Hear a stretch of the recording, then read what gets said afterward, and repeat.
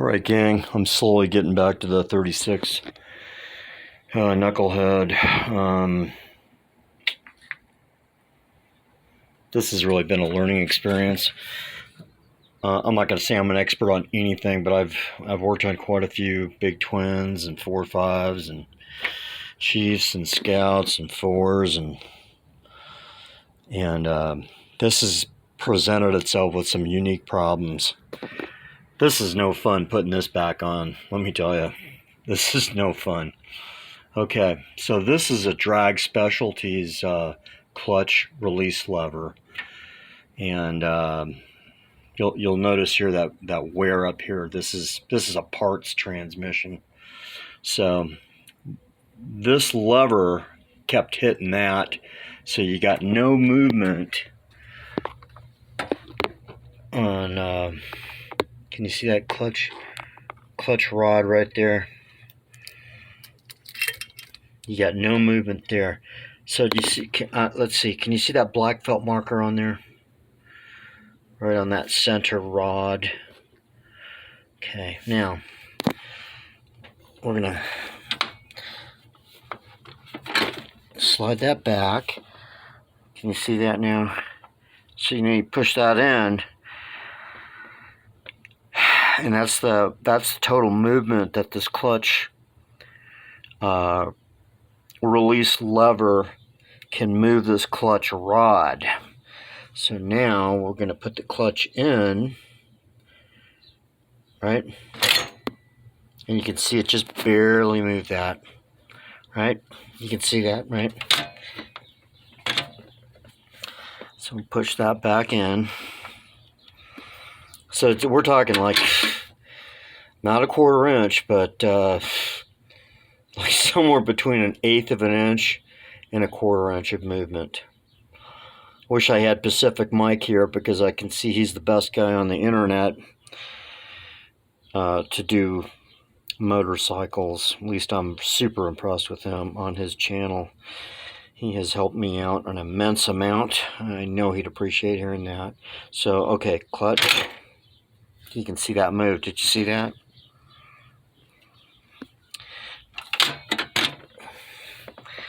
Okay. So we're going to engage it. See, we'll watch that black felt marker. See how that moved? So it just has that much movement. Okay. Do you see how bent that that bar is?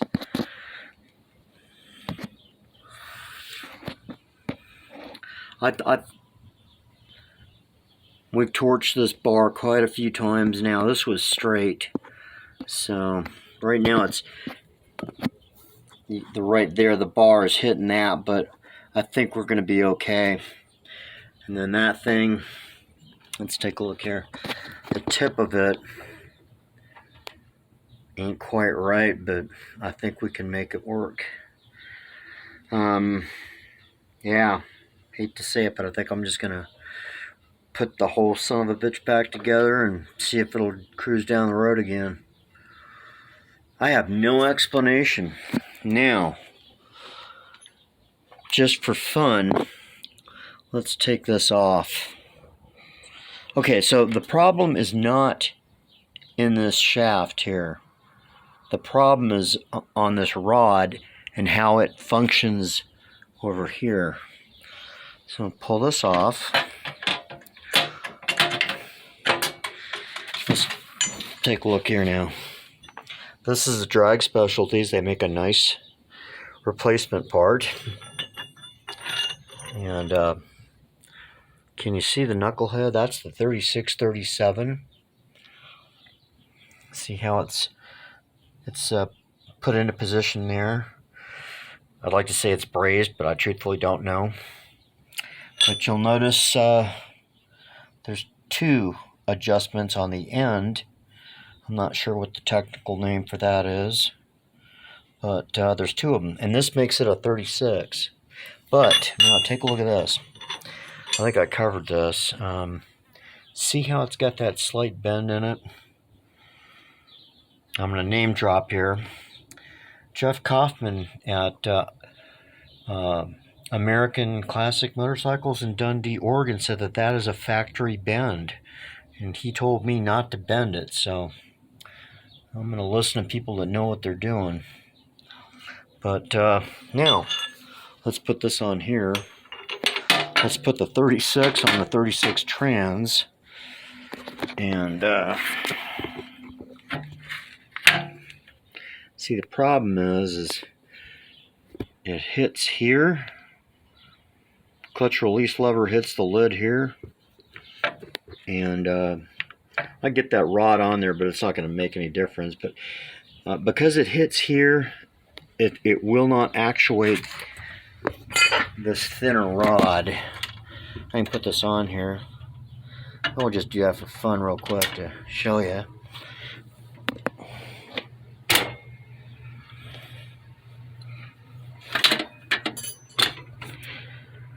So, let's see. Okay. No movement. See that in turn, that rod there don't move at all. So, it don't move at all. Let me put it on the other one. It don't move at all. So,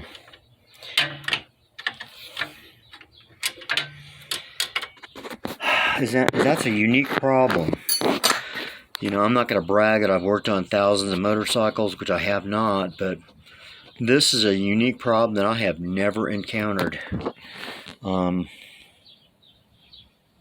Being that that's a factory bend and I've been told not to bend it, I'm not going to bend it. I'm just going to, which I've done, I've gone ahead and bent this one. And we could bend it a little bit more, but I think it'll run, and I don't want to screw it up. But isn't that something strange, huh? Why that factory 36 one don't work? But like I said, this transmission's a parts one. You know, it's I want to say, God damn. Knucklehead George sold me all these parts years ago out in Modesto. Super fantastic guy. Sold me all these parts, and I went ahead and built I sent that out to a transmission guy out back in New Jersey to put that transmission together for him, part of a trade I had back in the day. And yeah, so this is what you call a 4-bolt transmission. Then the later ones went to a 5-bolt.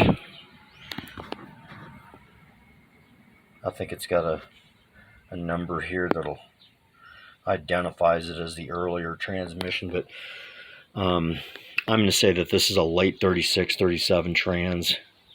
Yeah. So now I've got like an 1/8 of an inch to a 1/2 an inch of movement there. I'm going to put the thing all back together again and see if it'll run. See if I can swap gears. Motor runs great, but see if I can actuate the clutch. I have an original clutch. I have what have I got? I got a 3-stud on here.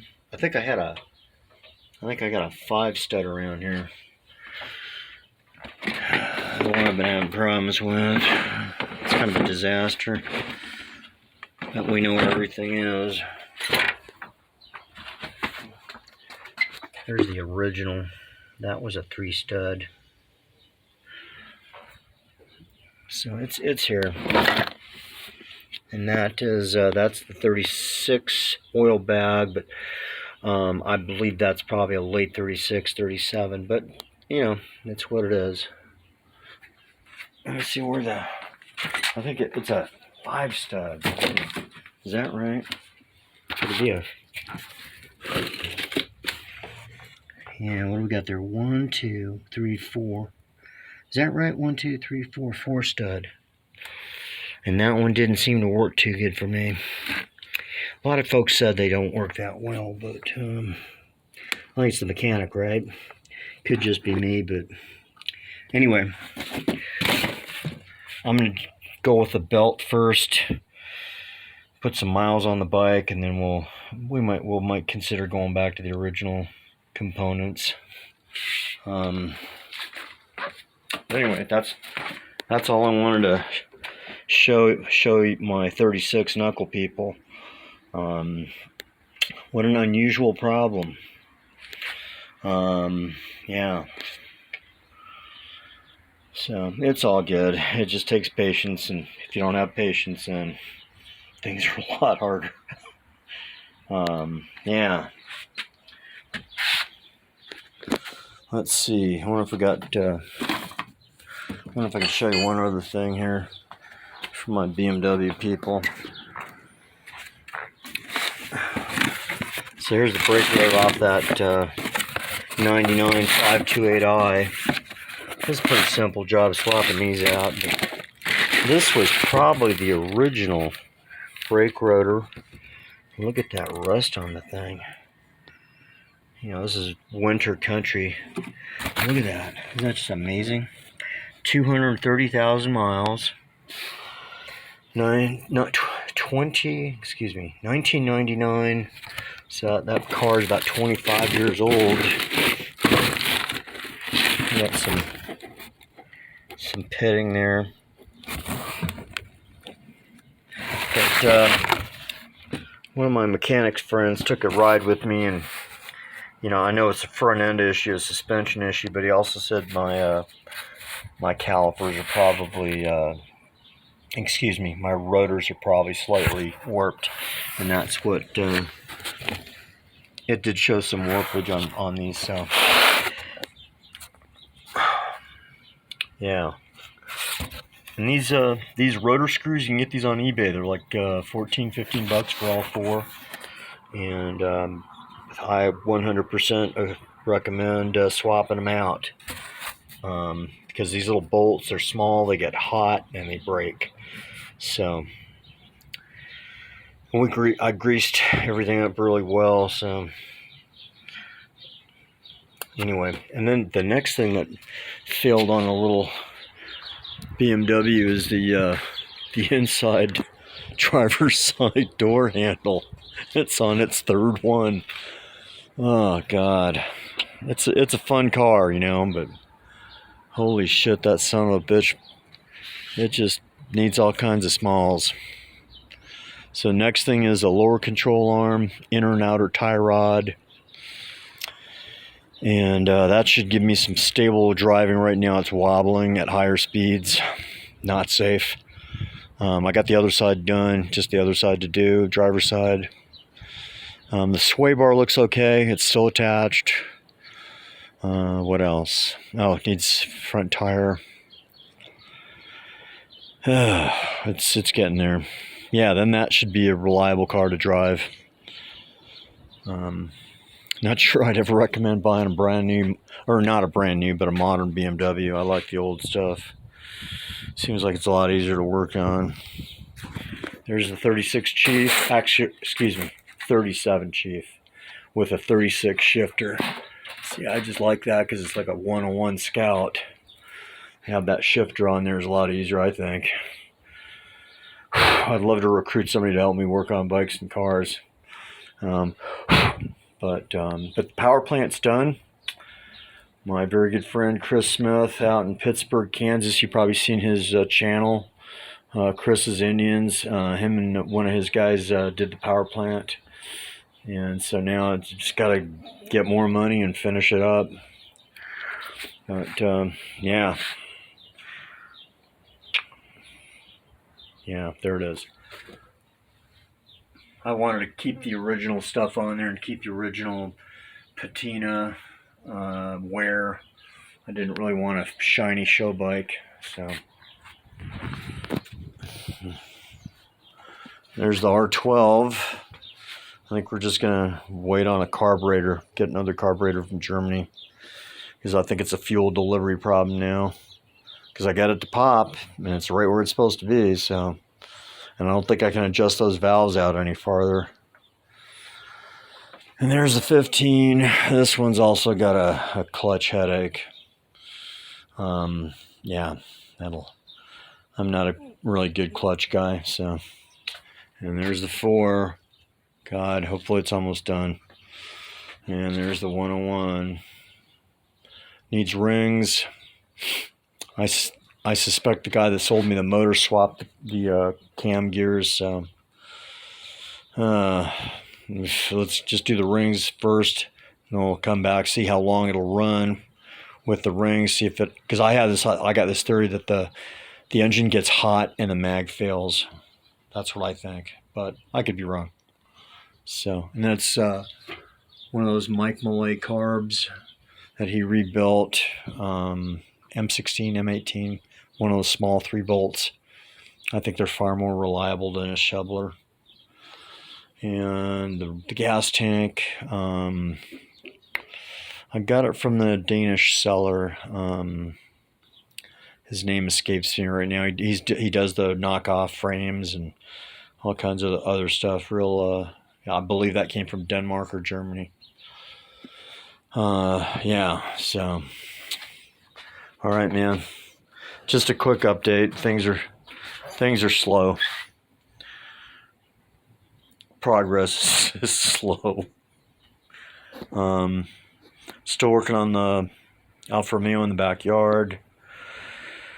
Gotta pull the transmission and find out why it doesn't really shift into gear. I don't think it's a clutch issue. I think it's a throwout bearing issue that's worn out.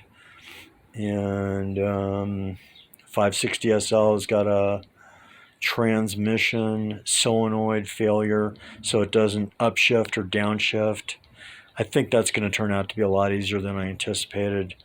But I'm going to have somebody else help me on that, because it's going to have to go up in the air.